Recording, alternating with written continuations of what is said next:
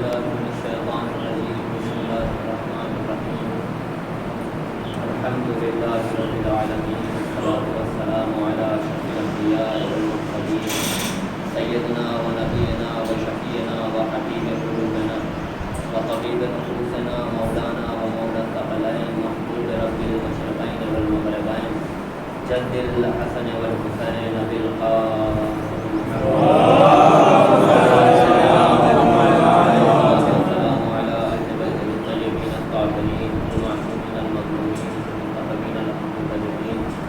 واللعنة الدائمة على أعدائهم أجمعين من يومنا هذا إلى قيام يوم الدين. أما بعد، فقد قال الله تبارك وتعالى في محكم كتابه الكريم وهو أصدق القائلين وقوله الحق. بسم الله الرحمن الرحيم. وقضى ربك ألا تعبدوا إلا إياه وبالوالدين إحسانا.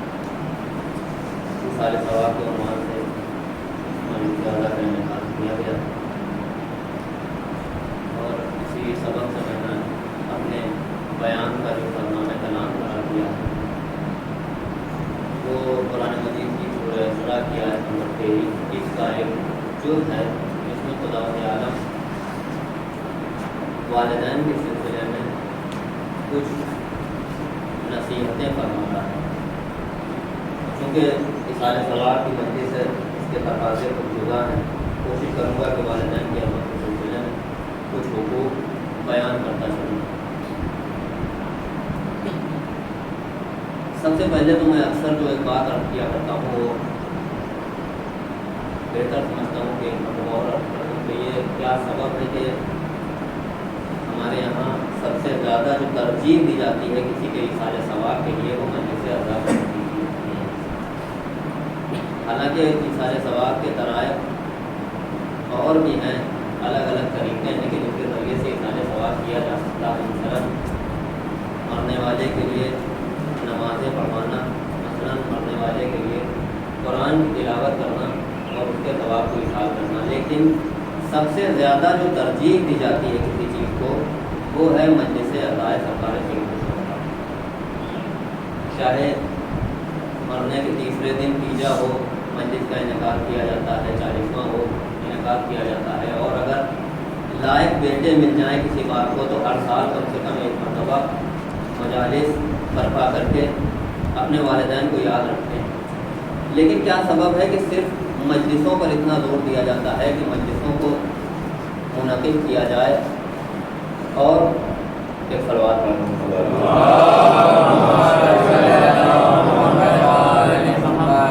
تو دیکھو میں آپ کے سامنے جلدی عرض کر دوں کہ دیکھیے اصال ثواب کے جو طریقے ہیں دوسرے ان میں اور مجلس عزا میں تھوڑا سا فرق ہے. اس لیے کہ جب ہم کوئی عبادت کرتے ہیں، مثلا نماز پڑھی تو نماز تو پڑھ لی لیکن ہمیں اس بات کا یقین نہیں ہے کہ آیا یہ نماز قبول ہوئی یا قبول نہیں ہوئی. ہم نے کسی کے لیے روزہ رکھا تو جب ہم اپنے رکھے ہوئے روزوں کی ذمہ داری نہیں لے سکتے کہ آیا قبول بھی ہوئے یا نہیں، تو دوسروں کے لیے رکھے ہیں ان کے لیے کہاں سے یقین لائیں گے. اسی طرح سے ہر عبادت کسی کے لیے حج کروا دیا، قبولیت کا امکان ہے لیکن قبولیت کا یقین نہیں ہے کہ یہ عبادت قبول بھی ہوئی یا عبادت قبول نہیں ہوئی. لیکن کیا سبب ہے کہ مجلس کے اوپر اتنا زور دیا جاتا ہے؟ تو عزیزوں میں عرض کروں کہ جب کسی کے ایصال ثواب کے لیے مجلس برپا کی جاتی ہے اور فضائل اور مصائب بیان کرنے والا ذاکر ممبر پر جا کر کہتا ہے کہ فلاں مرحوم کے لیے ایک فاتحہ پڑھ دیجئے، فلاں مرحوم کے لیے ایک فاتحہ پڑھ دیجئے، تو ہمارے پڑھے ہوئے فاتحے میں شک ہو سکتا ہے آیا یہ وہاں تک پہنچا یا نہیں پہنچا.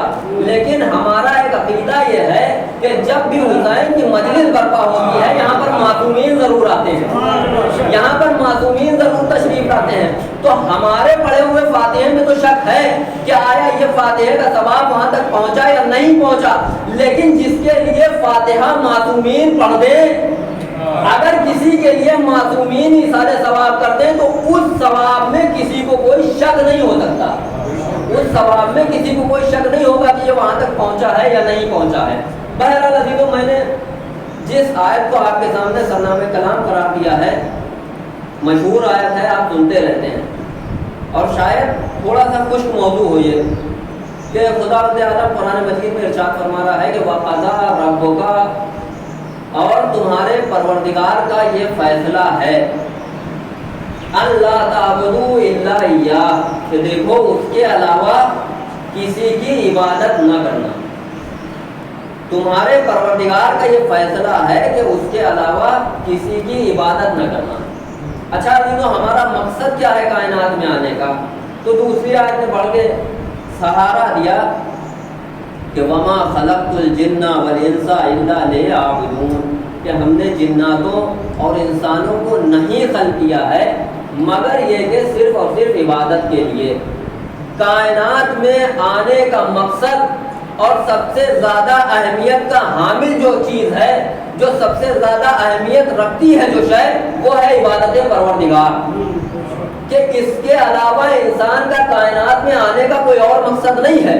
کہ اللہ نے اگر انسان کو بھیجا ہے تو اس کا مقصد اولی اور سب سے اہم مقصد یہ ہے کہ وہ اپنی زندگی کا ہر لمحہ عبادت پروردگار میں گزارے، عبادت پروردگار میں اس کا زندگی کا ہر لمحہ گزرتا رہے. تو سب سے اہم شے جو ہے وہ ہے عبادت پروردگار.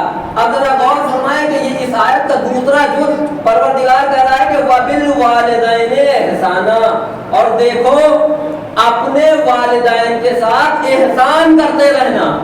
اللہ نے کائنات کی سب سے اہم شے کے ساتھ والدین کے ساتھ اچھے برتاؤ کو رکھا ہے. اب ہو سکتا ہے کہ اللہ یہ بھی بتانا چاہ رہا ہو کہ دیکھو اگر تمہیں عبادتیں قبول کروانی ہے تو ادھر ادھر کے راستوں سے نہ آنا.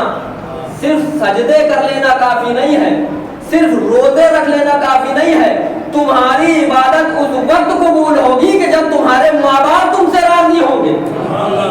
صلوات پڑھ دیں.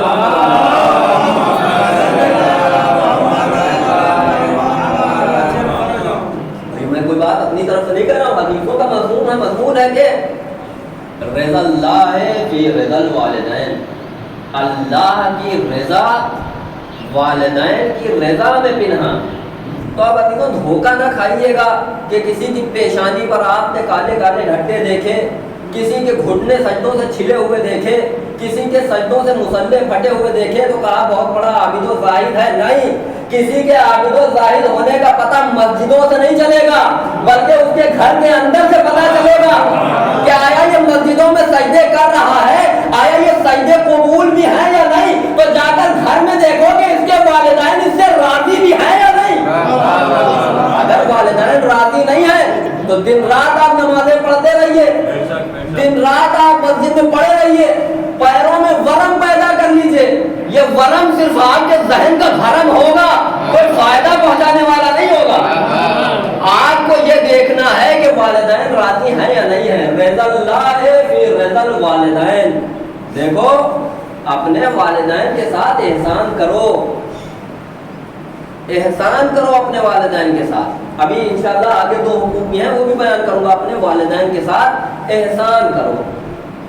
عزیزوں آپ ذرا غور فرمائیں کہ اللہ والدین کے سلسلے میں یہاں پر کتنے سخت لہجے میں کہہ رہا ہے کہ دیکھو اگر وہ بوڑھے ہو جائیں یہ بھی آیت کا ترجمہ ہے، یا ان دونوں میں سے کوئی ایک بوڑھا ہو جائے، فلا تقل لهما اف، دیکھو ان کے سامنے اف نہ کرنا۔ اچھا یہ اف ہے کیا؟ عربی زبان میں اف جو ہے کسی کے سامنے اپنے احتجاج کو بیان کرنے کے لیے سب سے چھوٹا لفظ ہے، اور جب ہمارے اور آپ کے چھٹے امام سے پوچھا گیا تو امام نے فرمایا کہ والدین کی نافرمانی کے لیے اگر عربی زبان میں کلمہ اف سے چھوٹا لفظ بھی ہوتا تو اللہ قرآن میں اس لفظ کو جگہ دیتا، اف بھی نہ کرنا۔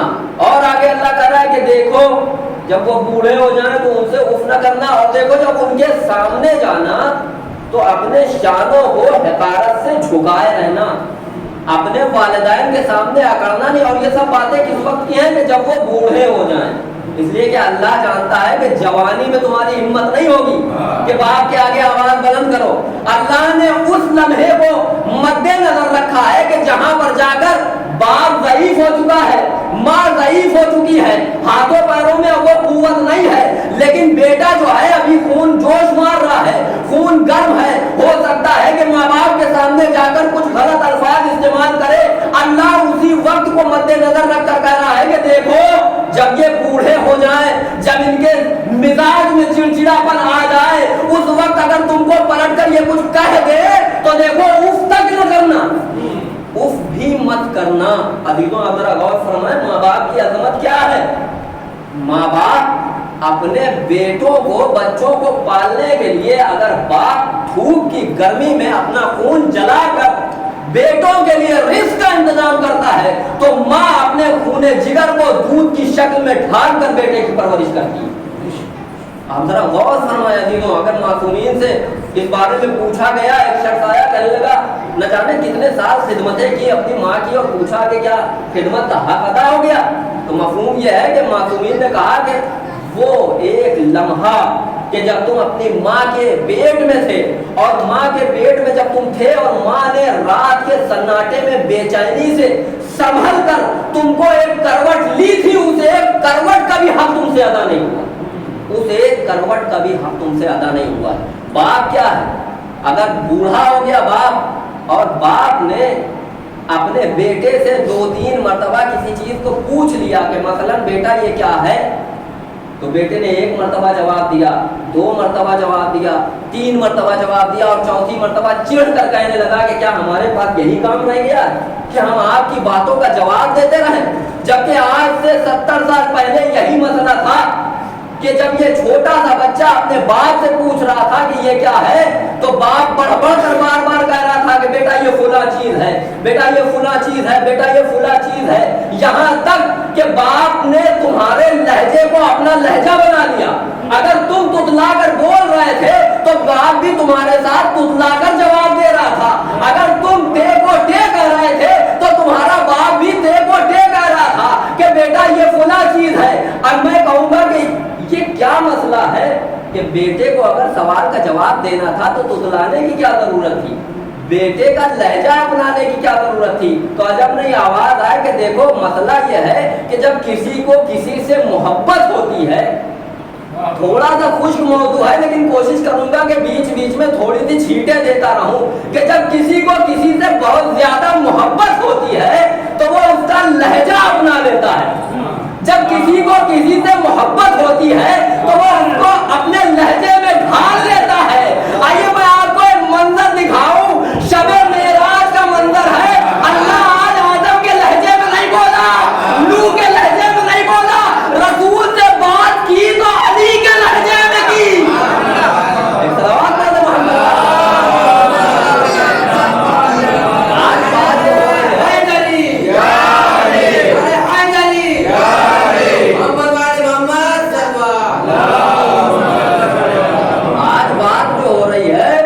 علی کے لہجے میں بات ہو رہی ہے۔ اچھا کیا کہا کہ دیکھو اپنے والدین کے تو یہ صرف 3 حقوق ہیں کہ ان کے ساتھ نرم انداز میں گفتگو کرو، دوسری بات یہ کہ ان سے اف تک نہ کہنا، تیسری چیز یہ کہ دیکھو ان کے سامنے جب جاؤ تو شانوں کو جھکا کر جاؤ۔ عزیزوں کچھ مواقع ایسے ہیں کہ جہاں پر اللہ نے ہم سے یہ کہا ہے کہ ان جگہوں پر جاؤ تو شانوں کو جھکا کر جاؤ، سر کو جھکا کر جاؤ، اور کچھ جگہیں ایسی ہیں کہ جہاں کے لیے منع کیا گیا ہے کہ دیکھو یہاں جا کر اپنے سروں کو نہ جھکانا۔ اور عزیزوں مسلمانوں کے تمام کائنات میں ذلت کا سبب یہ ہے کہ اللہ نے جہاں سر جھکانے کے لیے کہا تھا مسلمان نے وہاں پر سر کو اٹھایا، اور جہاں سر اٹھانے کے لیے کہا تھا وہاں سروں کو جھکایا۔ اللہ نے یہ کہا کہ دیکھو میری بارگاہ میں آنا تو سر جھکا کے آنا، کائنات کے سامنے جانا تو سر اٹھا کے جانا۔ مسلمان کائنات کے سامنے گیا تو سر جھکا ملا، اللہ کی بارگاہ میں اکڑا ہوا ملا۔ اللہ نے کہا تھا کہ دیکھو اہل بیت کے دروازے پر آنا تو سر کو جھکا کر آنا، بادشاہوں کے دروازوں پر جانا تو سر اٹھا کر جانا۔ عزیزان گرامی لیکن مسلمان نے کیا کیا کہ جب بادشاہوں کے دربار میں پہنچا تو سروں کو جھکا لیا، اہل بیت کے دروازے پر آیا تو سر کو عقل سے اٹھا لیا۔ اور شاید وہ یہی وجہ ہے کہ در سیدہ پہ سر نہیں جھکا، اس لیے ہر آج ایک در پہ سر جھکتا ہے، آج ہر ایک در پہ سر جھکانا پڑتا ہے۔ اور اللہ کہہ رہا ہے کہ دیکھو اپنے والدین کے سامنے جانا تو سروں کو جھکا کر جانا۔ عزیزوں آپ غور فرمائیں، میں نے اتنی فضیلتیں بیان کی کہ والدین کا مرتبہ یہ ہے کہ اکڑ کے بعد چلنا نہیں ہے ان کے سامنے، اف تک نہیں کہنا ہے۔ لیکن میں آپ کے سامنے ایک بات عرض کروں، بہت آہستہ سے عرض کروں گا کہ والدین چاہے میرے ہوں چاہے آپ کے ہوں، والدین صدقہ ہیں، چاہے میرے والدین ہوں چاہے آپ کے والدین۔ اور والدین کی جس نے نافرمانی کی اللہ اسے جہنم میں ڈال دے گا، یہ بات تو طے ہے اگر والدین نے معاف نہیں کیا تو۔ لیکن عزیزوں والدین ہیں صدقہ۔ کیا صدقہ؟ اللہ کہہ رہا ہے کہ اے اہل بیت میں نے تمام کائنات کو آپ کے صدقے میں پیدا کیا ہے، یہ آسمان کے شامیانے آپ کے صدقے میں پیدا کیے گئے، یہ زمین کا فرش آپ کے صدقے میں بچھایا گیا، یہ چرند اور پرند اور یہ درخت سب آپ کے صدقے میں، پوری کی پوری کائنات اللہ نے اہل بیت کے صدقے میں بنائی۔ تو جب کائنات کی کائنات اہل بیت کے صدقے میں بنی ہے تو اس کا مطلب یہ ہے کہ ہمارے والدین بھی صدقہ ہیں تو اہل بیت کا صدقہ ہے، ہمارے والدین بھی اہل بیت کا صدقہ ہے۔ تو میں جملہ عرض کروں کہ اگر کوئی انسان صدقے کی نافرمانی کرے تو اللہ اسے اوندھے منہ جہنم میں ڈال دے گا۔ تو اگر کوئی اس کی فرمانی کرے کہ جس کا یہ صدقہ ہے تو وہاں اللہ اس کو جہنم کے کس کونے میں لے جا کر پھینکے گا، کہاں لے جا کر ڈالے گا؟ کہ جب صدقے کی نافرمانی ہو جائے تو اللہ اسے معاف نہیں کرتا۔ اچھا اللہ کہہ رہا ہے کہ ماں باپ کی فرمانی نہیں کرنا۔ دیکھو والدین کے سامنے سروں کو جھکا کر رکھو۔ اور ایک دوسری آیت کا مفہوم کہ جب بھی اپنے والدین کے لیے نیکی تمہارے ذہن میں تصور ہو تو دیکھو نمازوں میں یہ دعا کرنا کہ رب ارحمہما کما ربیانی صغیرا، کہ پروردگار ان دونوں پر میرے والدین پر اس طرح سے رحم کر کہ جیسے انہوں نے بچپنے میں میرے اوپر رحم کیا، بچپنے میں میرے اوپر رحم کیا تھا۔ اگر انسان اپنے بچپنے کو یاد رکھے تو شاید والدین کے بوڑھا ہونے کے بعد اس کے اندر اتنی ہمت نہیں ہوگی کہ وہ والدین کی نافرمانی کرے۔ کہ اگر وہ یاد رکھے کہ کس طرح سے والد نے اور والدہ نے محنتوں کے ساتھ مشقتوں کے ساتھ آپ کو پالا یا ہمیں پالا۔ اتنی فضیلتیں بیان کی گئیں کہ والدین کے نافرمانی نہ کرنا، اور اگر والدین کی نافرمانی کی تو دیکھو جہنم تمہارا ٹھکانہ ہے۔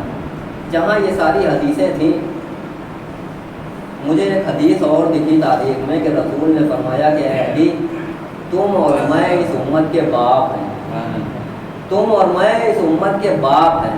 شاید رسول حال کے آئینے میں مستقبل دیکھ رہے تھے اور اسی لیے یہ حدیث ارشاد فرمائی کہ دیکھو کبھی باپ کی مخالفت نہ کرنا، چاہے کوئی بھی مقابلے میں آ جائے، اگرچہ وہ بھی مقابلے میں آ جائے جسے آپ ماں کہتے ہیں، لیکن دیکھو اس بات کو مد نظر رکھنا کہ جس کے لیے رسول نے کہا ہے کہ اس کے پیچھے حق چلے گا، اس کے پیچھے حق چلے گا۔ اور عزیزان گرامی، ماں کے لیے جہاں یہ کہا گیا کہ ماں کی نافرمانی اور باپ کی نافرمانی، لیکن دونوں میں ذرا سا فرق ہے۔ جناب موسیٰ اللہ کے وہ نبی ہیں جو کلیم اللہ ہیں۔ یقیناً مجھے معلوم ہے کہ یہ موضوع بڑے خشک ہوتے ہیں اور انسان ان موضوعات پہ آسانی سے نہیں بولتا، لیکن میری مجبوری ہے کہ مجھے آج یہی پڑھنا ہے کہ ماں جناب موسیٰ ہے، کلیم اللہ ہے، اللہ سے باتیں کرتے ہیں۔ ایک مرتبہ جناب موسیٰ اللہ سے کہتے ہیں کہ پروردگار کوئی نصیحت مجھے فرما۔ وہ ہیں کہ جن کے پاس کتاب ہے اللہ کی جانب سے، اللہ ڈائریکٹ بات کرتا ہے موسیٰ سے، معجزات ہیں جناب موسیٰ کے پاس۔ اچھا، جب اللہ نے یہ سنا تو اللہ نے کیا نصیحت کی؟ جناب موسیٰ کو آواز آئی کہ اے موسیٰ دیکھو اپنی ماں کے ساتھ احسان کرو، اپنی ماں کے ساتھ اچھا سلوک کرو۔ جناب موسیٰ نے یہ سنا، کہا پروردگار تیرا شکر ہے کہ تو نے مجھے نصیحت کی، لیکن میں یہ چاہتا ہوں کہ مجھے کوئی اور نصیحت بھی کر۔ اللہ کی آواز آئی پھر سے، اے موسیٰ دیکھو اپنی والدہ کے ساتھ، اپنی ماں کے ساتھ احسان کرو۔ اب جناب موسیٰ کہتے ہیں پروردگار ابھی تو نے یہ وصیت اور نصیحت کی تھی کہ ماں کے ساتھ احسان کرو، دوبارہ پھر یہی نصیحت۔ جب اللہ کی پھر تیسری مرتبہ بھی آواز آئی کہ اے موسیٰ میں تم کو تیسری مرتبہ یہ نصیحت کرتا ہوں کہ اپنے ماں کے ساتھ احسان کرو۔ اچھا، آپ نے یہ حدیث سن لی کہ نصیحت کس طرح سے جناب موسیٰ کو کی گئی۔ ایک شخص ہمارے اور آپ کے نبی حضرت محمد مصطفیٰ صلی اللہ علیہ وسلم کی خدمت میں آیا اور آنے کے بعد کہنے لگا کہ یا رسول اللہ میں چاہتا ہوں کہ آپ مجھے کسی کار خیر کی طرف ہدایت کریں۔ رسول نے یہ بات سنی، کہا کہ جاؤ اور جانے کے بعد اپنی ماں کے ساتھ اچھا سلوک کرو۔ اس نے یہ سنا اور کہا کہ آپ کا بڑا شکریہ، لیکن میں چاہتا ہوں کہ آپ کسی اور کار خیر کی طرف بھی مجھے ہدایت دیں۔ رسول نے کہا کہ جاؤ اور جانے کے بعد اپنی ماں کے ساتھ احسان کرو۔ اس نے کہا آپ کا شکریہ، لیکن میں چاہتا ہوں کہ آپ کسی اور کار خیر کی طرف مجھے ہدایت دیں۔ رسول نے پھر کہا کہ جاؤ اور جانے کے بعد اپنی ماں کے ساتھ احسان کرو۔ اب اگر رسول یہیں پر خاموش ہو جاتے تو شاید دنیا یہ کہتی کہ رسول صرف ایک پہلو کو دیکھ رہے تھے، صرف ایک پہلو کو دیکھ رہے تھے، لیکن چوتھی مرتبہ اس نے پھر کہا کہ یا رسول اللہ میں چاہتا ہوں کہ آپ مجھے کسی کار خیر کی طرف ہدایت کریں۔ تو اب چوتھی مرتبہ رسول نے کہا کہ جاؤ اور جانے کے بعد اپنے باپ کے ساتھ احسان کرو، اپنے باپ کے ساتھ احسان کرو۔ تین مرتبہ رسول نے ماں کا نام لیا، چوتھی مرتبہ میں رسول نے کہا کہ جاؤ اپنے باپ کے ساتھ احسان کرو۔ شاید رسول نے ان جملوں کے ساتھ یہ بتایا کہ جتنی مشقتیں باپ اپنے بیٹے کو پالنے میں اٹھاتا ہے اس سے 3 گنی مشقتیں ماں اٹھاتی ہے، اس لیے کہ بیٹے کے لیے اور ماں کی زندگی میں کچھ عرصہ ایسا ہوتا ہے کہ جس میں باپ شریک نہیں ہوتا، صرف ماں شریک ہوتی ہے، صرف ماں شریک ہوتی، وہ مشقتیں صرف ماں اٹھاتی ہے۔ تو عزیزوں اسی لیے ماں کا مرتبہ یہ رکھا گیا کہ اگر ماں کسی کو آگ کر دے تو چاہے جتنے اعمال ہو اس کے نام اعمال میں، وہ اعمال اس کو فائدہ پہنچانے والے نہیں ہیں، بلکہ ان اعمال کو حق کر لیا جائے گا۔ اگر ماں اس کائنات سے ناراض گئی ہے تو ان اعمال سے اس بندے کو کوئی فائدہ ہونے والا نہیں ہے۔ رسول اکرم کی بارگاہ میں ایک مسئلہ پیش ہوا کہ ایک جنازہ ہے جس کو زمین قبول ہی نہیں کر رہی ہے، بار بار زمین سے باہر آیا جا رہا ہے۔ لوگوں نے دفنانے کی کوشش کی، بڑے بڑے پتھر رکھ دیے اس جنازے کے سینے پر، لیکن جیسے ہی اس کو دفنایا جاتا ہے فوراً وہ لاش زمین اپنے سینے سے اچھال کر باہر پھینک دیتی ہے۔ مسئلہ رسول کی خدمت میں پیش کیا گیا۔ ایک مرتبہ رسول نے کہا کہ آئی کے والدین زندہ ہیں؟ کہا والدہ زندہ ہیں، والد فوت ہو چکے ہیں۔ ایک مرتبہ والدہ کو بلایا، رسول نے کہا کیا تم اس سے ناراض تھی؟ کہا ہاں میں اس سے ناراض تھی۔ کہا دیکھو مسئلہ یہ ہے کہ زمین اسے قبول نہیں کر رہی ہے، جب تک تم اسے معاف نہیں کرو گی تب تک زمین اسے قبول نہ کرے گی۔ عزیزوں اس خاتون نے کہا کہ میرا دل تو نہیں ہے اس کو معاف کرنے کا، لیکن آپ کہتے ہیں تو میں معاف کیے دیتی ہوں۔ رسول نے پھر ان سے پوچھا کہ یہ بتاؤ کون سا ظلم تھا جو اس نے تمہارے ساتھ کیا؟ تو وہ کہتی ہے کہ اس میرے فرزند نے میرے منہ پر تماچا مارا تھا۔ اللہ اکبر، میں آپ کو کہیں اور لے جانا چاہ رہا ہوں۔ اس نے میرے منہ پر تماچا مارا تھا، اس ایک تماچے کا پڑھنا تھا کہ جب یہ شخص مرا ہے تو زمین نے اسے قبول کرنے سے منع کر دیا۔ یہ ہے ایک عام ماں کہ اگر اس ماں کی نافرمانی کی جائے تو مرنے کے بعد زمین بھی قبول نہیں کرتی. تو جب ایک عام ماں کا یہ فضیلت ہے، جب ایک ماں کا یہ مرتبہ ہے جو ایک عام ماں ہے کہ اگر اس کی نافرمانی کی جائے تو نہ زمین میں جگہ ملے نہ آسمان قبول کرے، تو اس فاطمہ کا کیا مرتبہ ہوگا کہ جس کے بارے میں رسول کہے کہ فاطمہ میری ماں ہے، فاطمہ میری ماں ہے. اب اگر کوئی شخص جسے رسول اپنی ماں کہے اس کے دروازے پر لکڑیاں لے کر جمع ہو جائے تو پوری کائنات کہتی رہے کہ اللہ راضی ہو گیا، اللہ راضی ہو گیا، اللہ راضی ہو گیا. جب تک فاطمہ راضی نہ ہوگی اللہ راضی نہ ہوگا. ایک سلام پڑھ دے محمد. آپ شور مچاتے رہیں کہ اللہ راضی ہو گیا، آپ دینداروں کا چولا پہن کر گندم چھپا کر جو بیچتے رہیں، یقین کی تھیلیوں میں گمان بیچتے رہیں. وہ شاعر کے دو مصرے ہیں کہ جس طرح سے بھی آپ چاہیں یہ کہتے رہیں کہ راضی ہو گیا، خدا راضی ہو گیا. دینداروں کی صورت بنا لیں، آپ کی پیشانی پر بڑے بڑے ڈھٹے ہوں، لیکن یہ ڈھٹے سے کتنے ہیں کہ جبیں پر چمکتا گناہ کبیرہ، تقدس کا الجھاؤ داڑھی کے اندر. ایک صلوات پڑھ دیں محمد اس کے علاوہ کچھ نہیں ہے. اس لیے کہ فاطمہ ناراض ہیں، اور فاطمہ کے لیے رسول نے کہا ہے کہ دیکھو فاطمہ کی رضا میری رضا اور میری رضا اللہ کی رضا، اور جس نے فاطمہ کو ناراض کیا اس نے مجھے ناراض کیا، اور جس نے مجھے ناراض کیا اس نے اللہ کو ناراض کیا. دامن وقت میں بالکل گنجائش نہیں ہے. حالانکہ میں نے سوچا تھا کہ 3 حقوق والدین کے بیان کر دوں اور 3 حقوق اولاد کے بیان کر دوں، اس لیے کہ اسلام وہ مذہب ہے کہ جس نے کسی بھی پہلو کو تشنا نہیں چھوڑا. پوری کائنات آج حقوق انسانی کی بات زور شور سے چلا چلا کر بلند کر رہی ہے کہ عورتوں کے یہ حقوق ہیں اور فلاں کے یہ حقوق ہیں، فلاں کے یہ حقوق ہیں. انہوں نے مذہب اسلام کو ٹھیک سے پڑھا ہی نہیں. 1400 سال پہلے اسلام نے صرف انسانوں کو تو جانے دیجئے جانوروں تک کے حقوق بیان کیے ہیں کہ جانوروں کے ساتھ آپ کو کیسا رویہ رکھنا. تو عزیزوں، جس طرح سے والدین کے حقوق ہیں کہ ان کے سامنے اپنی آواز کو نہ بلند کرو، ان کے ساتھ اچھے طریقے سے بات کرو، شانوں کو جھکائے رکھو، اسی طرح سے اولاد کے بھی حقوق ہیں. اللہ نے اولاد کو صرف ایسے ہی نہیں بھیج دیا بلکہ والدین کے اوپر بھی کچھ چیزوں کو واجب کیا ہے. اور ان واجب کردہ چیزوں میں یہ ہے، بہت جلدی عرض کر دوں. سب سے پہلے چیز ہے جو اولاد کے حقوق میں سے ہے کہ ان کا نام اچھا رکھو.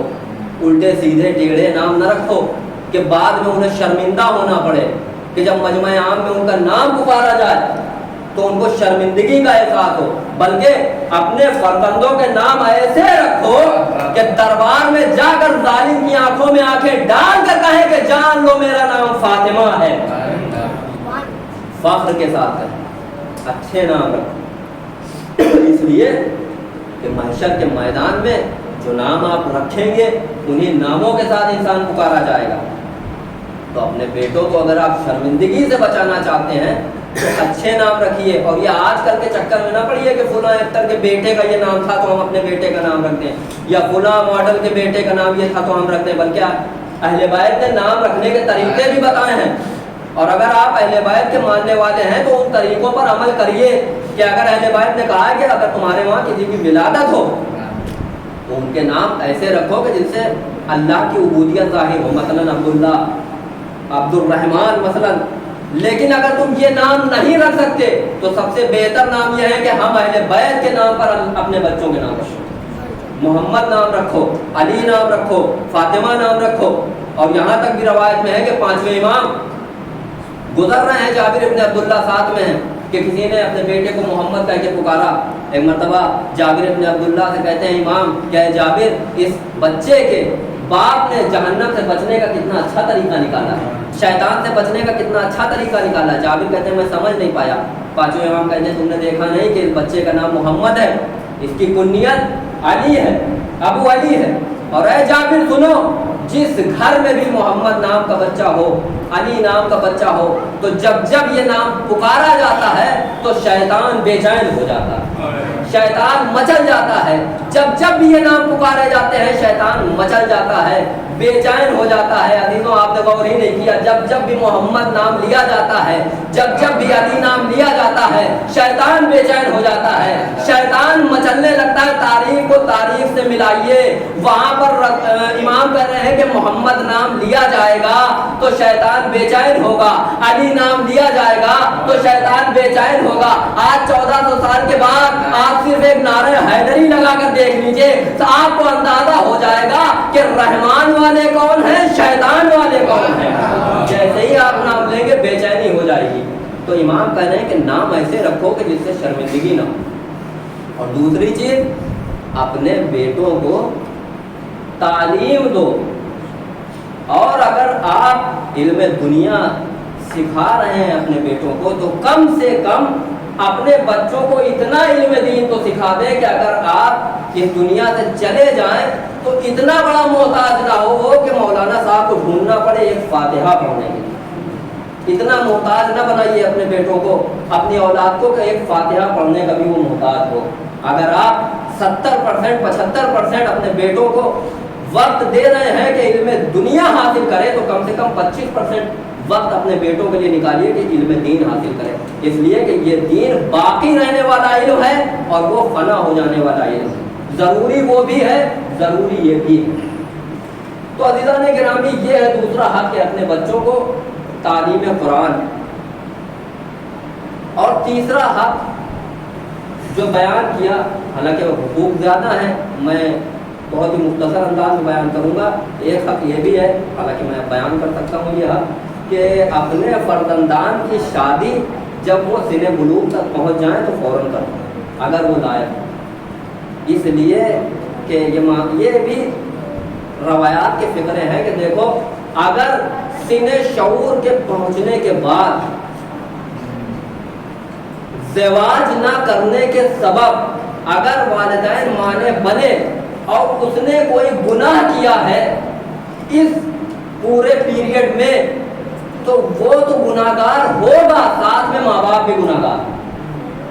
اور تیسرا چوتھا حق یہ ہے کہ اپنے بچوں کو کچھ نہ کچھ اسلحے کی تعلیم بھی دو، تاکہ اگر اس کے اوپر وقت پڑے تو وہ خود کا دفاع کر سکے۔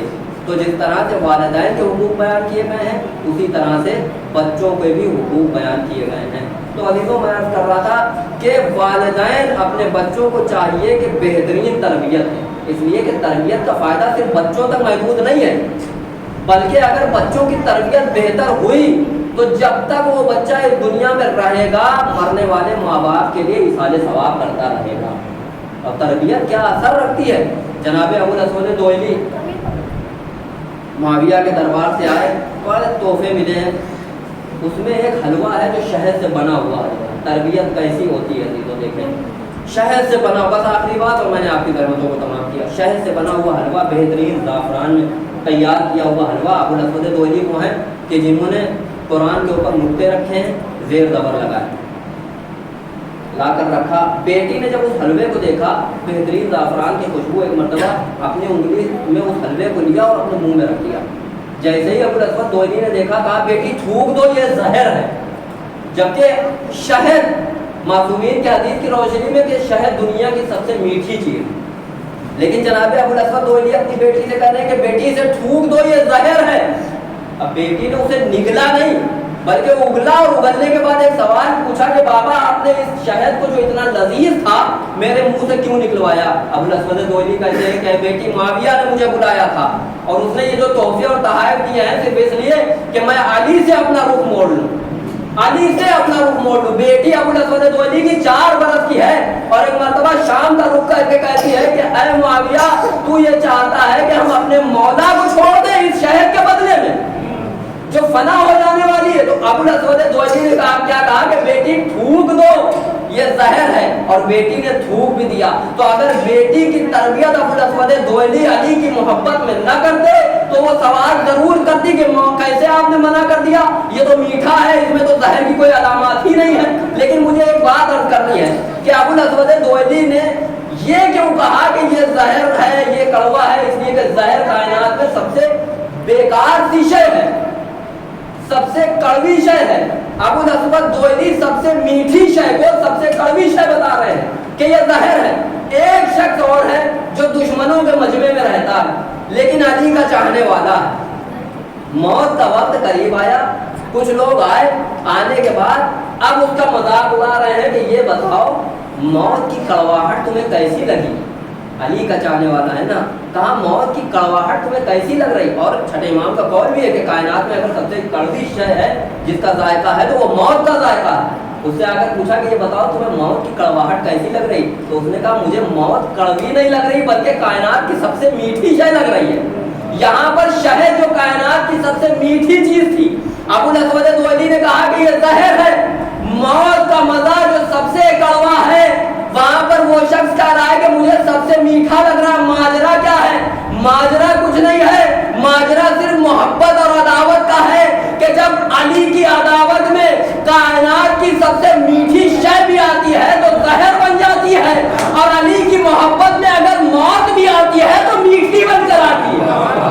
علی کی محبت میں اگر موت بھی آتی ہے تو میٹھی بن کر بھی آتی ہے۔ اور یہ میں باتیں اپنی طرف سے نہیں کہہ رہا بلکہ کربلا میں قاسم و اصغر نے یہ بات ثابت بھی کی کہ جب پوچھا گیا کہ موت کو کیسا پاتے ہو تو قاسم نے مسکرا کر بتایا کہ قاسم نے یہ کہہ کر بتایا کہ موت میرے نزدیک ایسی ہے کہ جیسے شہد ہو، اور صرف یہ دعویٰ رہ جاتا اگر حسین کی آغوش میں اصغر مسکرا کر نہ بتاتے کہ موت میرے نزدیک میٹھی ہے۔ ایک صلوات پڑھ دے محمد۔ کربلا نے ثابت کیا کہ محبت میں اگر موت آئے تو وہ شہد سے زیادہ شیریں، اور محبت اور دشمنی میں اگر شہد بھی پیش کیا جائے تو وہ کڑوا ہے۔ عزیزوں آپ غور فرمائیں کہ کربلا وہ درسگاہ ہے کہ جس نے کائنات کا ہر درس دیا۔ والدین کے حقوق اگر چاہیے تو کربلا سے آ کر لیں۔ والدین اور اولاد کی محبت اگر آپ کو دیکھنا ہے کہ محبت کیا ہوتی ہے والدین اور اولاد کے بیچ میں تو کربلا میں آ کر دیکھیے، اور ماں کی محبت اولاد کے لیے کیا ہوتی ہے کربلا میں دیکھیے۔ اس لیے کہ ایک عام ماں کا یہ عالم ہے کہ اگر اس کے بیٹے کو بھوک لگے اور وہ غریب سے غریب ہے تو کوششیں کر کے بھی اپنے بیٹے کا پیٹ ضرور کر دے۔ اگر ماں سے بیٹا ایک روٹی کا ٹکڑا مانگے تو ماں اسے پوری کی پوری روٹی پیش کر دیتی ہے۔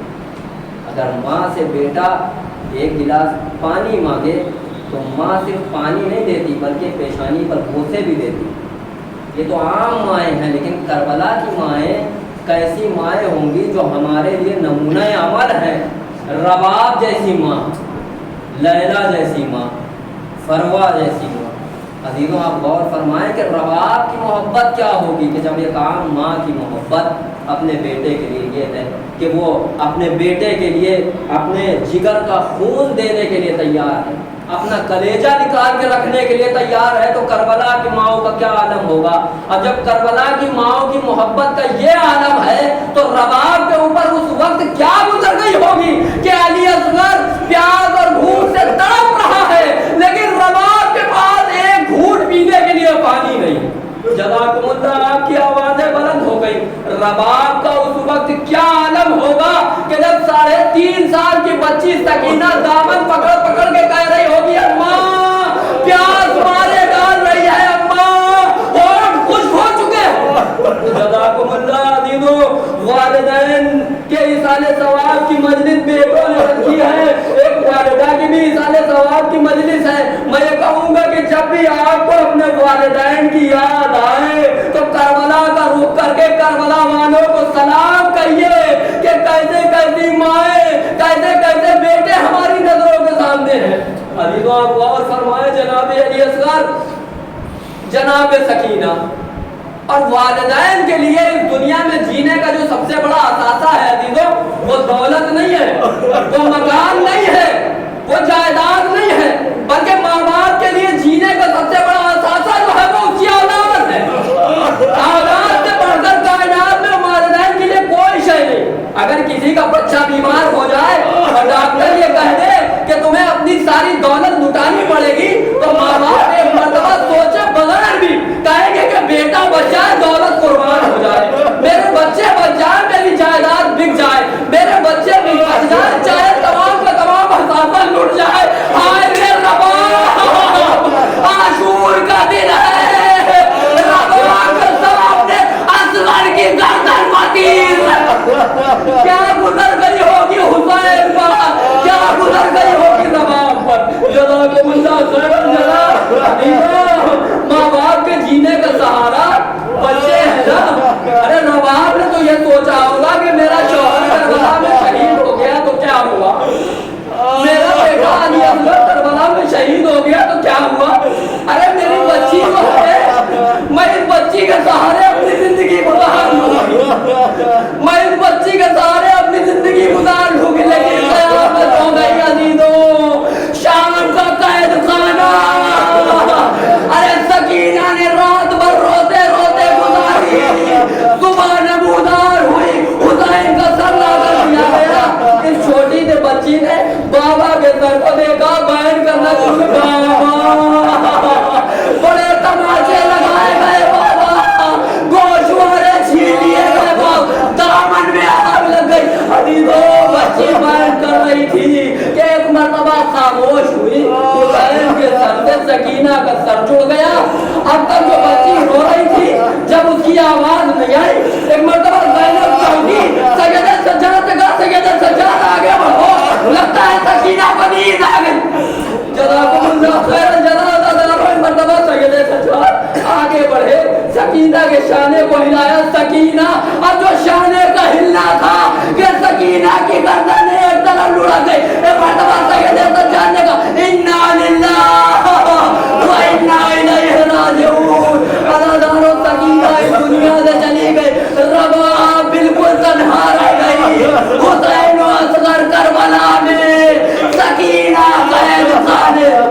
بس آخری بات میں نے صحبتوں کو رباب دیا، خبر سکینہ بنا دی گئی۔ عزادارو رباب ہے، کوئی سہارا نہ رہا، رہائی بھی مل گئی قید خانے سے۔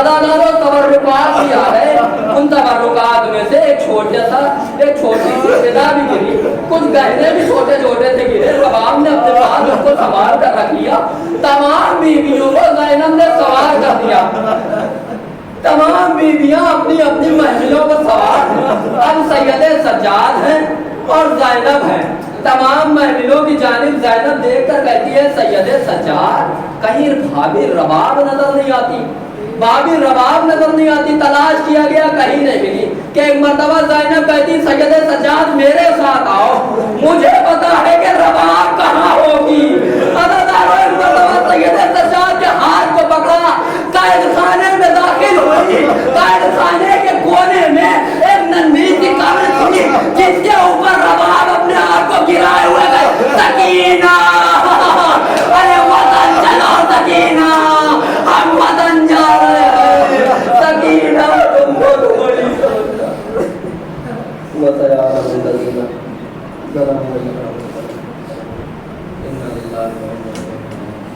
پروردگار جو واسطہ ہماری مختصر سی ادا کو قبول فرما لے۔